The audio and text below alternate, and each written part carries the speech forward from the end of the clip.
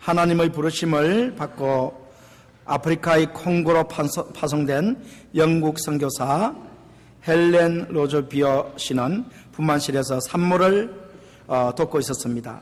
최선을 다했지만 산모는 갓난 아기와 2살 난 딸을 남겨둔 채 죽고 말았습니다.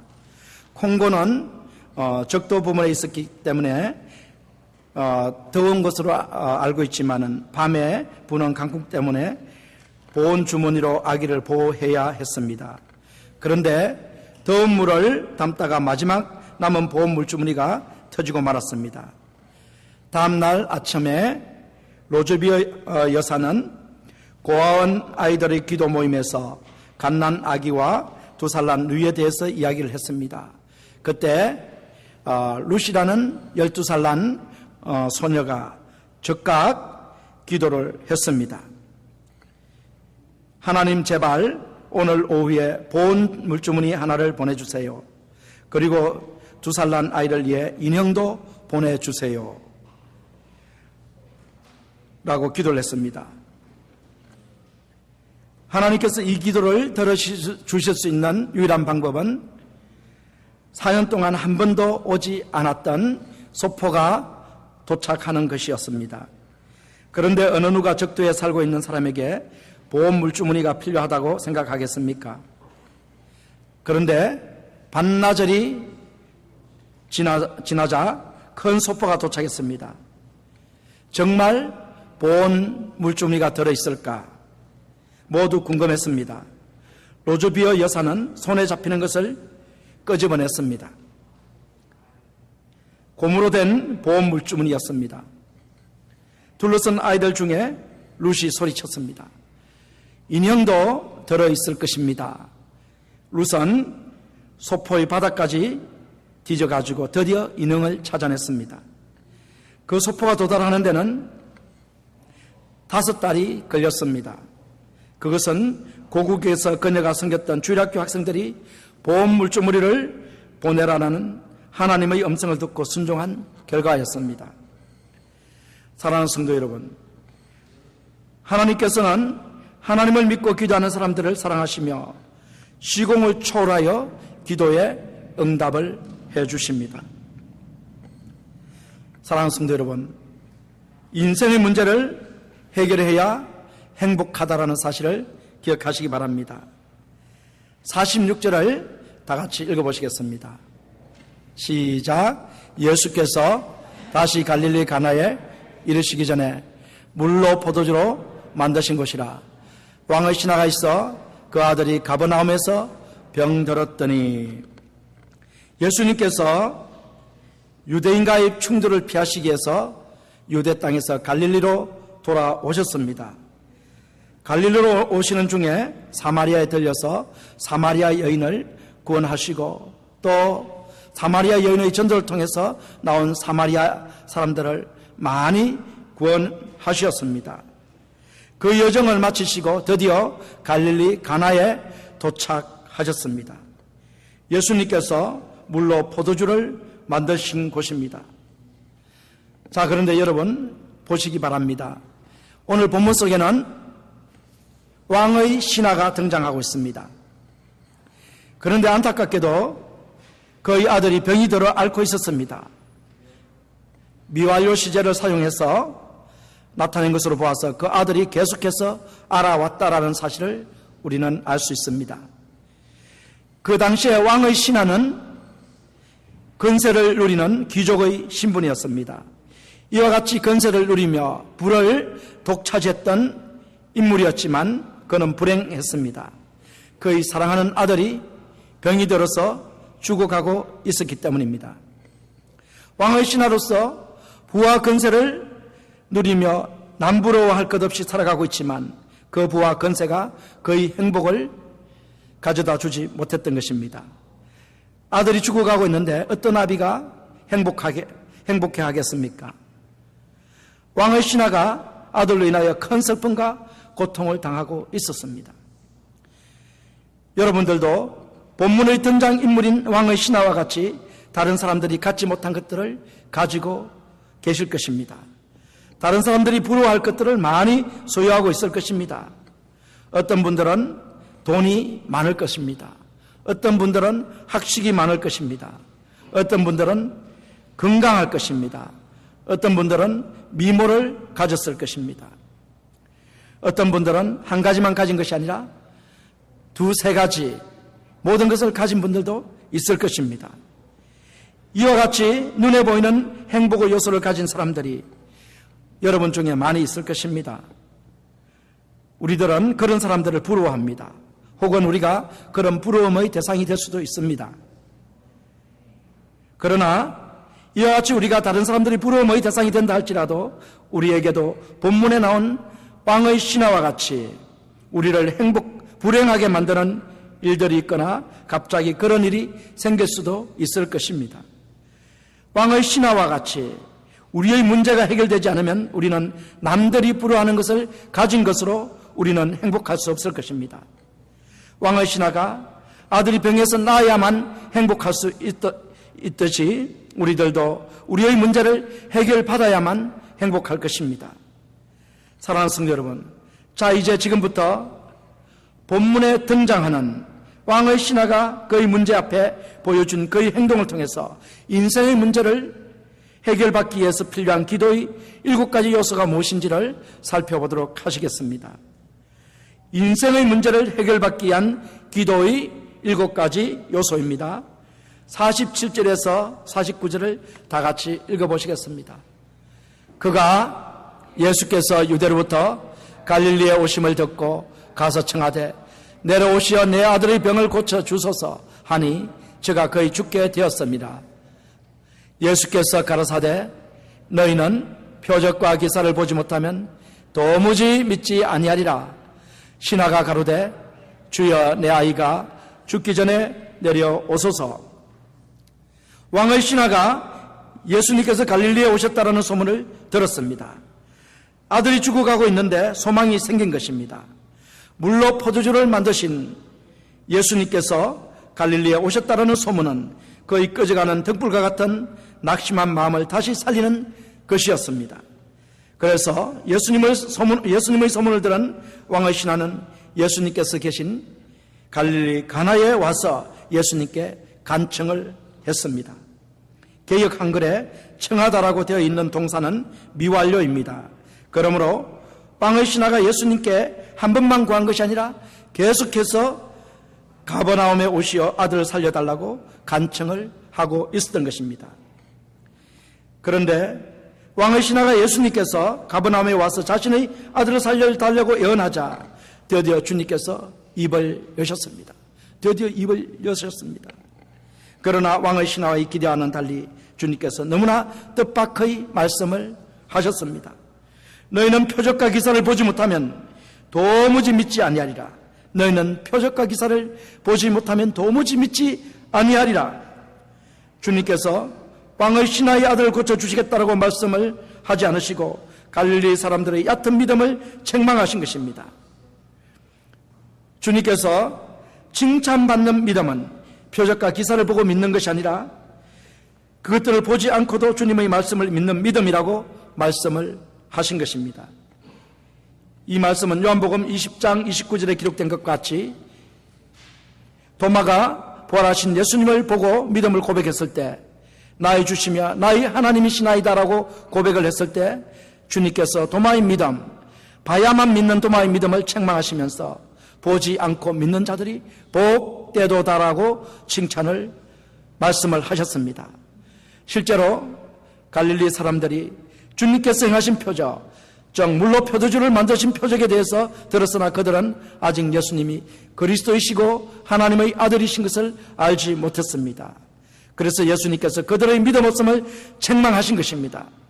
표적을 꼭 봐야만 믿으려고 하는 갈릴리 사람들의 얕은 믿음을 책망을 하셨습니다. 예수님께서는 단지 표적과 기사를 보고 믿는 사람들도 영접을 하십니다. 요한복음 14장 11절을 다 같이 읽어보시겠습니다. 시작. 내가 아버지 안에 있고 아버지께서 내 안에 계심을 믿으라. 그렇지 못하겠거든 행하는 그 일을 인하여 나를 믿으라. 이 말씀을 보시면은 먼저 예수님의 말씀을 듣고서 예수님을 믿으라고 권면을 하십니다. 그런데 만약에 나의 말을 믿지 못하겠거든 너희들은 내가 행하는 표적을 보고 내가 그인 줄 너희들은 믿어라 라고 하신 말씀입니다. 여러분 기억하시기 바랍니다. 보고 믿는 믿음은 칭찬받는 믿음이 아닙니다.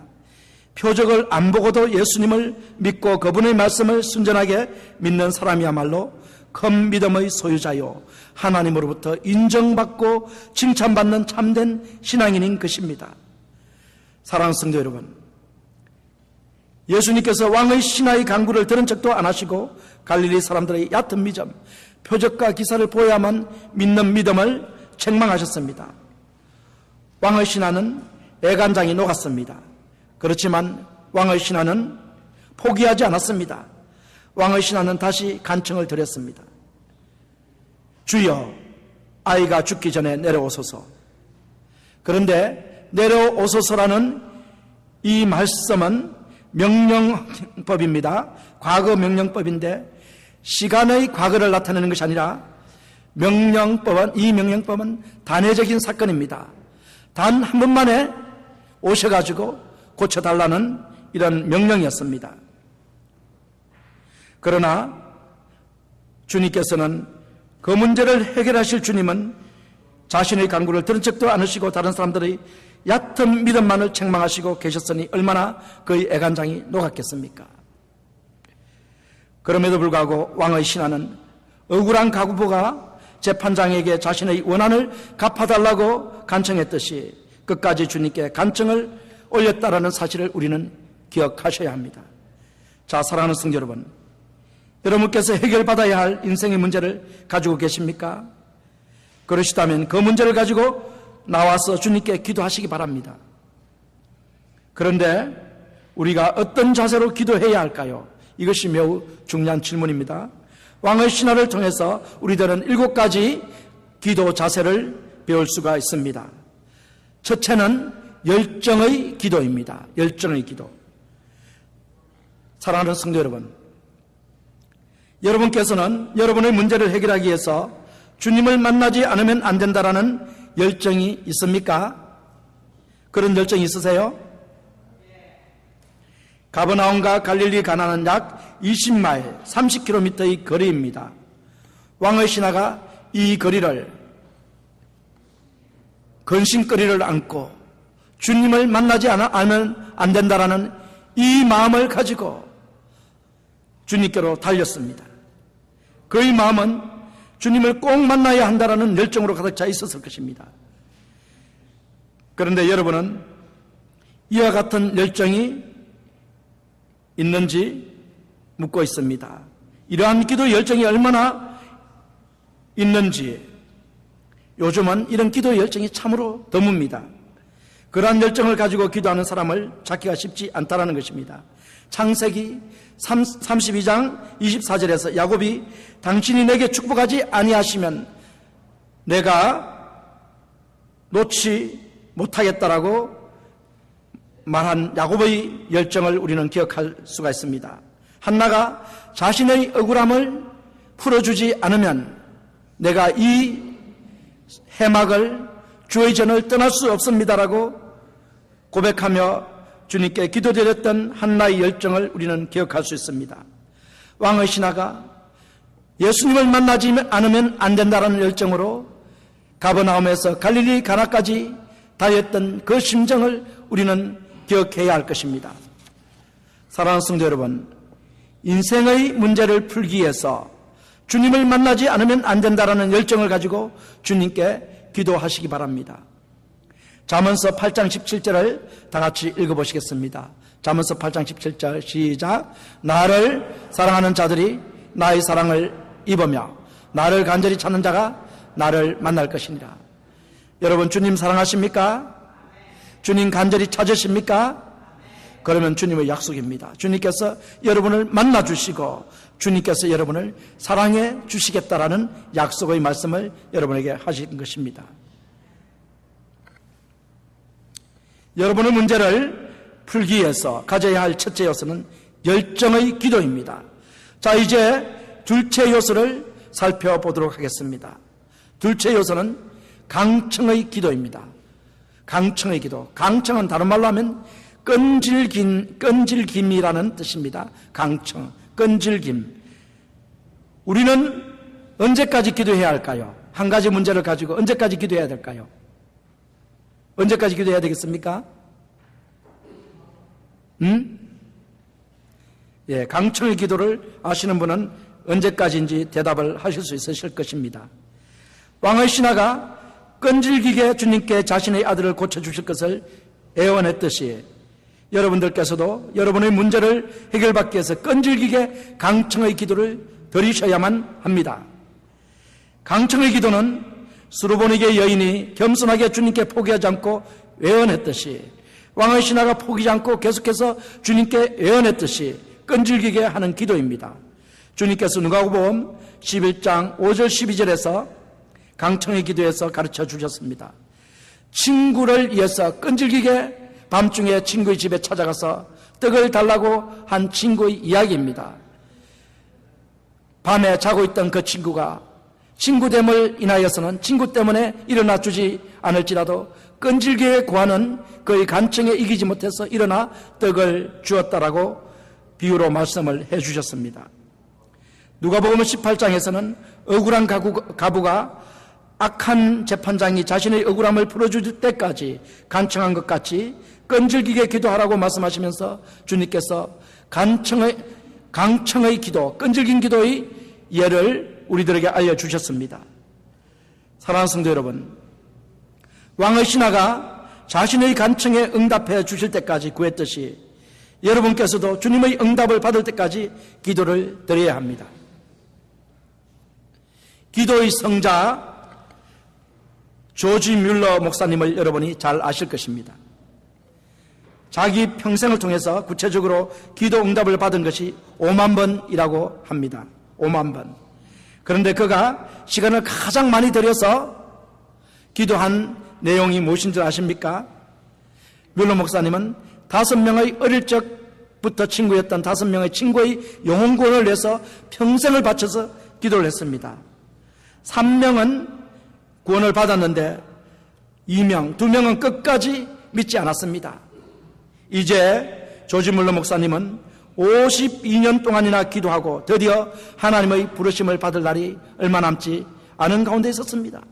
그때 조지 뮬러 목사님은 마지막 내가 사랑하는 교회에서 설교를 마지막으로 하고 주님께 부르심을 받아 가고 싶다라는 소원을 가지고 설교를 하기를 원했습니다. 마침내 마지막 강단에 서서 설교를 하게 되었습니다. 그런데 그때 누가 찾아온 것입니까? 그의 사랑하는 2명의 친구 중에 1명이 우연히 그날 찾아와서 뮬러 목사님의 설교를 듣게 되었습니다. 그 자리에서 그 친구가 회심을 하고 예수님을 영접을 했습니다. 52년 만에 기도 응답이 이루어졌습니다.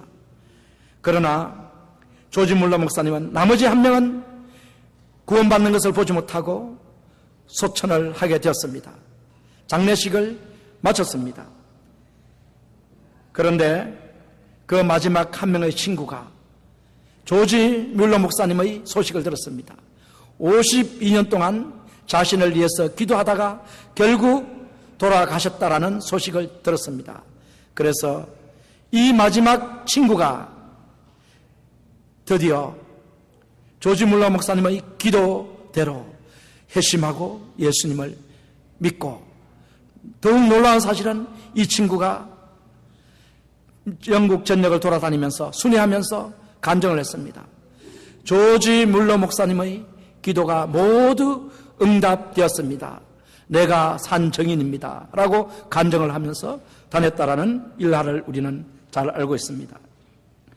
여러분의 문제를 해결받기 위해서 기도해야 하는데, 기도의 첫 번째와 둘째 요소가 열정의 기도와 강청의 기도입니다. 자, 그러면 셋째의 요소가 무엇이겠습니까? 그것은 기도의 실제성입니다. 기도의 실제성, 리얼리티죠. 기도의 실제성. 사랑하는 성도 여러분, 우리는 주님께 무슨 기도를 올려야 하겠습니까?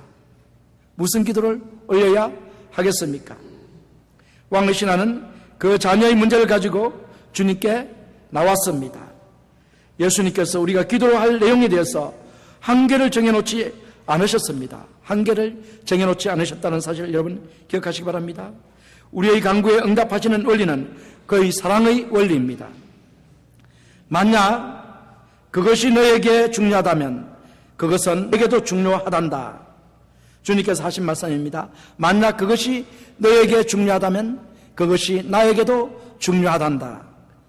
빌립보서 4장 6절 7절을 다 같이 읽어보시겠습니다. 시작. 아무것도 염려하지 말고 오직 모든 일에 기도와 간구로 너희 구할 것을 감사함으로 하나님께 아뢰하라. 그리하면 모든 지각에 뛰어난 하나님의 평강이 그리스도 예수 안에서 너희 마음과 생각을 지키시라. 자, 6절 처음에 나오는 말씀에 여러분이 주목을 하셔야 됩니다.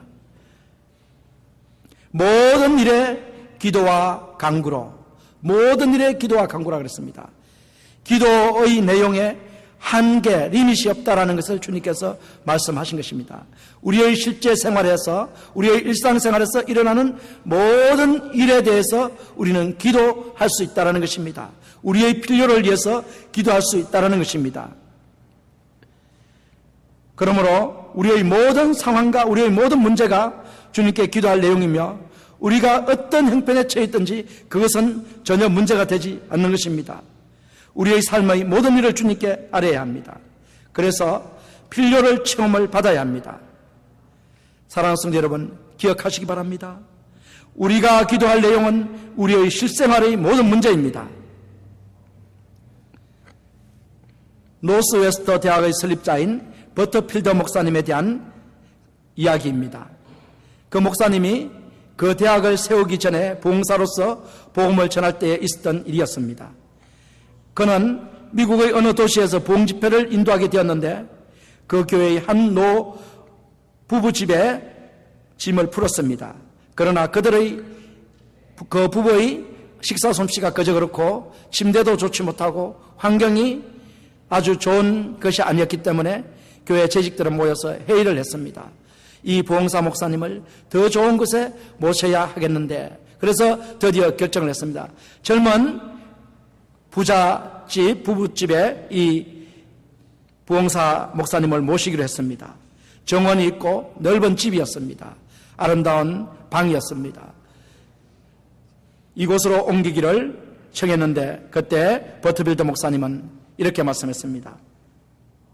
제가 옮기기 전에 주님께 기도를 드려야 되겠습니다. 이 말에 이런 하찮은 문제를 두고도 기도하시다니 라고 재직들은 그렇게 생각하시면서 두들거렸습니다. 그의 생각은 달랐습니다. 하나님, 제가 젊은 부부가 사는 집으로 옮겨도 되겠습니까? 아니면 이 집에 그냥 머물러 있을까요? 기도 중에 그의 마음에 감동이 왔습니다. 말씀이 들렸습니다. 그 집에 유하며 주는 것을 먹고 마시라. 일꾼이 그 싹을 받는 것이 마땅하니라. 이 집에서 저 집으로 옮기지 말라라는 주님의 말씀이었습니다.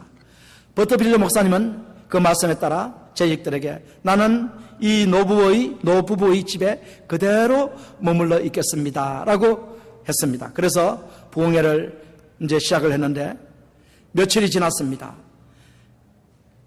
그런데 새 집인 젊은 부부의 그 부잣집 집이 바로 장티푸스의 발병지가 되었다라는 것이 공포가 되었습니다. 한 달간 출입 금지령이 떨어졌습니다.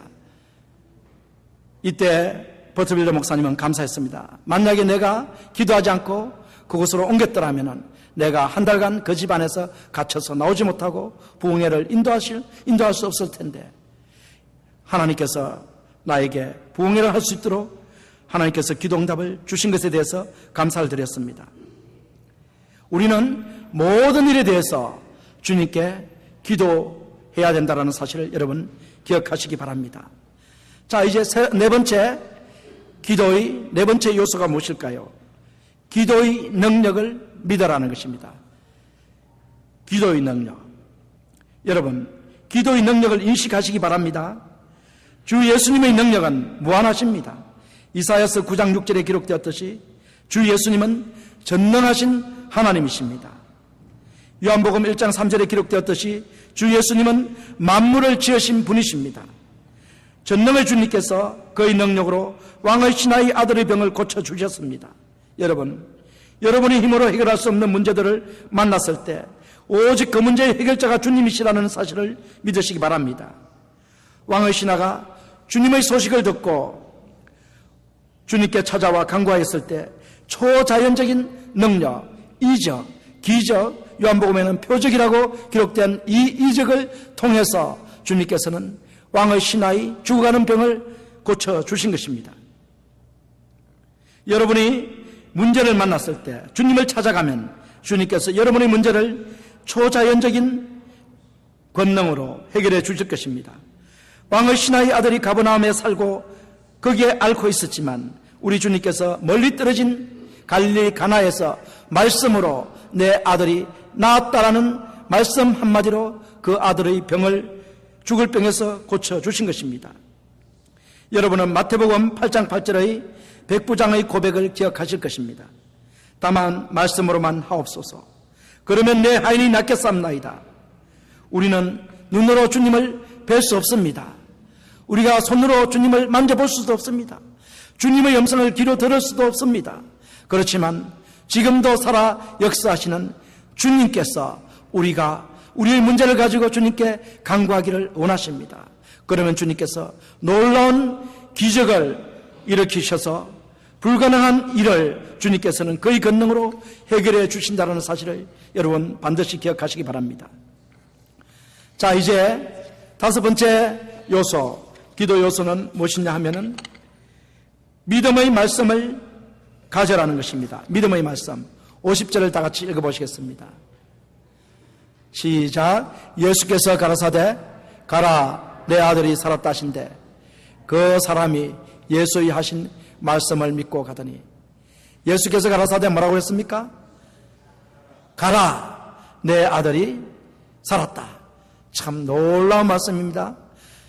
이 말씀이 바로 주님의 말씀입니다. 렘마의 말씀, 살아계신 주님의 말씀인데 이 왕의 신하는 이 주님의 말씀을 그대로 받아들였다는 것입니다. 이게 참 얼마나 귀중한지가 모릅니다. 믿음의 말씀. 여러분들이 이 믿음의 말씀을 그대로 간직하는 것입니다. 우리가 기도하면은 주님께서 성경을 통해서 혹은 꿈을 통해서 혹은 또 설교 말씀을 통해서 우리가 혹은 또 환경을 통해서 주님께서 말씀을 주십니다. 이 말씀을 받았을 때 이것을 믿음의 말씀으로 간직해야 한다는 것입니다. 이게 바로 기도의 응답입니다. 믿음의 말씀이 바로 기도의 응답이에요. 가라 내 아들이 살았다. 이것을 왕의 신하가 간직을 했다는 것입니다. 여러분 기도할 때 주님께서 주시는 이 말씀을 반드시 간직하시기 바랍니다. 왕의 신하가 처음에는 예수님께서 직접 아들에게 가서 안수하여 고쳐주실 것을 간청했습니다. 그의 믿음은 예수님께서 가셔야만 고칠 수 있는 것으로 생각했습니다. 그러나 주님께서 왕의 신하의 아들이 병들어 있는 가버나움에 가시지 않고 20마일이나 떨어진 갈릴리 가나에서 그의 아들이 살았다라고 선포하셨습니다. 그런데 놀라운 사실은 이것입니다. 이 말씀을 듣는 순간에 왕의 신하의 믿음이 바뀐 것입니다. 주님의 말씀에 대한 신뢰가 생겨났습니다. 낫다라는 확신이 온 것입니다. 사랑하는 성도 여러분, 여러분도 이와 같이 기도하여 주님의 말씀을 들어야 합니다. 그리고 여러분들도 주님께서 주신 말씀을 그대로 신뢰해야 합니다. 사랑하는 성도 여러분, 기억하시기 바랍니다. 예수님께서는 시간과 공간의 제약을 받지 않고 역사하십니다. 창세 때의 말씀으로 이 세상을 지으신 분이 바로 우리 주 예수님이십니다. 또 2000년 전에 성육신 하셔서 말씀으로 수많은 기적을 행하시면서 병든 자를 고치시고 죽은 자를 살리시며 500리의 기적을 행하시며 무리를 걸으시며 제자들에게 하나님의 모습을 직접 보여주신 분이 바로 우리 주 예수님이십니다. 오늘도 말씀으로 기적을 베푸시며 역사하고 계십니다. 그러므로 우리는 살아서 역사하는 주님의 능력의 말씀, 믿음의 말씀을 우리는 구해야 합니다. 주여 말씀하옵소서, 제가 믿겠사옵나이다 라고 우리는 기도해야 됩니다. 이렇게 말씀을 구하고 말씀이 주어졌을 때 즉시 그 말씀을 믿음으로 여러분은 받아들이셔야 합니다. 그럴 때 하나님께서 그 믿음의 역사하심으로 말씀이 현실로 이루어지는 놀라운 신앙 체험을 하게 되는 것입니다. 사랑하는 성도 여러분, 기억하십시오. 기도 응답은 믿음의 말씀으로 옵니다. 그러므로 기도하고 믿음의 말씀을 간직해야 합니다. 자, 이제 기도의 6번째 요소, 믿음을 행동으로 옮기라. 6번째 요소, 믿음을 행동으로 옮기라. 51절을 다 같이 읽어보시겠습니다. 51절 시작. 내려가는 길에서 그 종들이 오다가 만나서 아이가 살았다 하거늘. 자, 누가 내려가고 있습니까? 왕의 신하가 내려가고 있어요. 유대 땅으로부터 갈릴리 이스라엘이 살고 있는 지역이죠. 그 이방 지역은 내려가는 길입니다. 그래서 갈릴리 가나에서 가버나움으로 내려가고 있었습니다. 왕의 신하가 주님의 말씀, 가라 내 아들이 살았다라는 이 주님의 말씀을 듣고 내려가고 있습니다. 이 믿음을 행동으로 보여준 것입니다.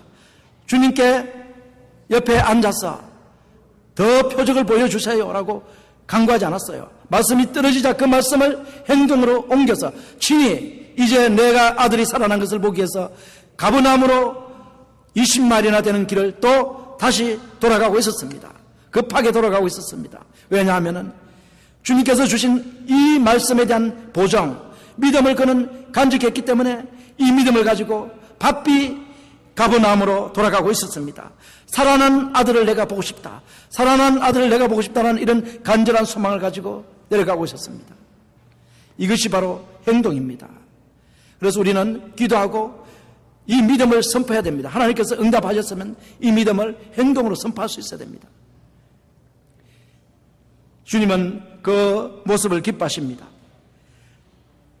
자, 보십시오. 왕의 신하가 바삐 가버나움에 내려가고 있었는데 그는 예수님의 말씀이라는 보정서를 믿음으로 가졌기 때문입니다.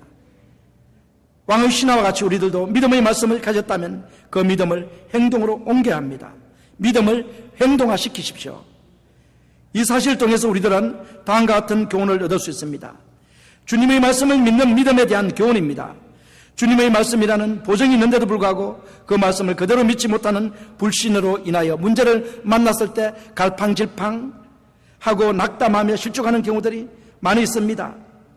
왕의 신하와 같이 우리들은 이제 주님의 말씀을 굳게 잡고 그 문제를 해결하시는 주님을 믿고 그 믿음을 행동으로 보여주어야 합니다.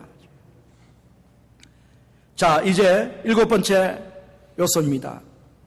하나님의 아들 그리스도의 임재를 체험하라는 것이 마지막 기도의 요소입니다. 마지막 기도의 요소. 지금까지 우리 인생의 문제를 해결받기 위해서 필요한 기도의 7 요소 중에서 6가지 요소에 대해서 말씀드렸습니다. 열정의 기도, 강청의 기도, 기도의 실제성, 기도의 능력, 기도의 믿음의 말씀, 믿음의 행동화입니다. 자, 이제 마지막인 하나님의 아들 그리스도의 임재를 체험하는 것에 대해서 살펴보도록 하겠습니다. 52절, 53절을 다 같이 읽어주시기 바랍니다. 시작. 그 낫기 시작한 때를 물은 저 어제 제7시에 떨어졌나이다 하는지라. 아비가 예수께서 내 아들이 살았다 말씀하신 그때인 줄 알고 자기와 그 온 집이 다 믿으니라. 자, 이제 내려가다가 자기 집에서 오는 종들을 만났는데 종들이 기쁜 소식을 전해줬습니다. 주인의 아들이 열이 떨어졌습니다. 나았습니다라는 소식을 전해줬습니다. 그래서 이 왕의 신하는 그 시간이 정확하게 예수님께서 가라 내 아들이 살았다라는 그 시간과 일치하는지를 알고 싶어서 언제 아들이 나았는지 물어봤습니다. 그랬더니 왕의 신하들이 말한 시간이 제7시, 정확하게 바로 제7시에 열이 떨어졌다는 것입니다. 이것은 바로 예수님께서 말씀을 선포하신 그 시간입니다. 그 시간. 자, 놀라운 사실이죠. 그래서 이 종들이 제7시 6월 더하면은 얼마입니까? 13입니까? 오후 1시에 떨어졌습니다. 열이 떨어졌어요. 그래서 급히 종들이 옵니다. 그리고 이 왕의 신하도 내려갑니다. 중간에서 만났는데 바로 다음 날이라고 했죠. 다음 날은 오후입니다. 오후 6시 이후 밤에, 유대인 시간이죠. 밤에 이 만나게 됐는데 만나서 바로 아들이 치유됐다는 소식을 들었습니다. 자, 이 사건을 통해서 이 왕의 신하와 가족들이 예수님을 믿었다라고 오늘 본문 말씀에 기록되어 있습니다. 자, 그러면은 여기서 왕의 신하의 믿음의 진보를 볼 수 있는데, 첫 번째는 예수님의 능력을 믿고 예수님을 찾아왔습니다. 그 다음에는 예수님의 말씀을 믿고 집으로 돌아갔습니다. 그 다음에는 예수님의 말씀 그대로 아들이 낳은 것을 확인하고 예수님을 하나님의 아들이시요 그리스도라고 믿었습니다. 표적을 보고 믿는 신앙이지만 주님께서 이런 신앙도 받아주시고 기뻐하신다는 사실을 여러분 기억하시기 바랍니다. 주님께서 이 표적을 통해서 진정으로 주님이 하나님의 아들이신 것을 이 왕의 신하가 깨닫게 되었던 것입니다. 사랑하는 성도 여러분, 건강하게 잘 자라던 아이가 병들어 죽게 된 것은 큰 시련이요 환난이었습니다. 그러나 왕의 신하는 예수님을 만남으로써 아이가 살아나는 기적을 체험했을 뿐만 아니라 예수 그리스도를 믿는 영적인 복을 받았습니다. 뿐만 아니라 일련의 가정을 통해서 예수님을 믿지 않던 그의 가족들이 다 예수님을 믿게 되었습니다. 그들은 모두 하나님의 아들 그리스도이심을 믿게 되었고 그리스도의 임재, 살아계신 하나님이 그들 가운데 계신다라는 사실을 체험하게 되었던 것입니다. 사랑하는 성도 여러분, 하나님께서 우리들에게 시련을 주실 수 있습니다. 그와 같이 시련을 주시는 이유가 무엇인지를 오늘 말씀을 통해서 주님께서 우리에게 해주셨습니다. 그 시련을 통해서 우리들이 기도하게 하시고 전능의 주님께서 그 시련의 문제를 해결하시는 것을 체험하도록 하시어서 전능의 주 예수 그리스도께서, 부활의 주 예수 그리스도께서, 우리의 구원자 되신 예수 그리스도께서 우리 가운데 살아계신 것을 분명하게 깨닫도록 하시기 위함이었습니다. 믿음의 성장이란 영적인 복을 주시기 위해서, 우리들에게 영적인 복을 주시기 위해서 시련을 주시고 환난을 주시고 우리들에게 기도하게 하시고 주님께서 놀라운 축복으로 우리를 연결시켜 주시기 위해서 이런 믿음의 시련을 가져다 주는 것이라는 것을 오늘 말씀하십니다. 시련은 예수 그리스도에 대한 우리의 믿음을 정금같이 만듭니다. 사랑하는 성도 여러분, 시련을 만나셨습니까? 주 예수님의 이름으로 하나님께 나아가 기도하십시오. 그러면 살아계신 하나님께서 그 문제의 해결과 함께 살아계신 예수 그리스도를 다시 한번 깊게 체험하게 하시는 놀라운 은혜를 우리에게 주실 것입니다. 사랑하는 형제 자매 여러분, 기도의 응답을 통해서 살아계신 하나님을 만나시려면 먼저 주 예수님을 하나님의 아들 그리스도로 영접하셔야 합니다. 죄를 회개하고 예수님을 여러분의 구주로 영접해야 합니다. 이 자리에 계신 여러분들 중에서 아직도 예수님을 영접하지 않으신 분이 계시다면 예수님을 여러분의 구주로 영접하셔서 제사함 받고 영생을 얻어서 천국을 소유하는 귀한 복을 누리시기를 주님의 이름으로 축원합니다. 이 시간 다 같이 기도하시겠습니다.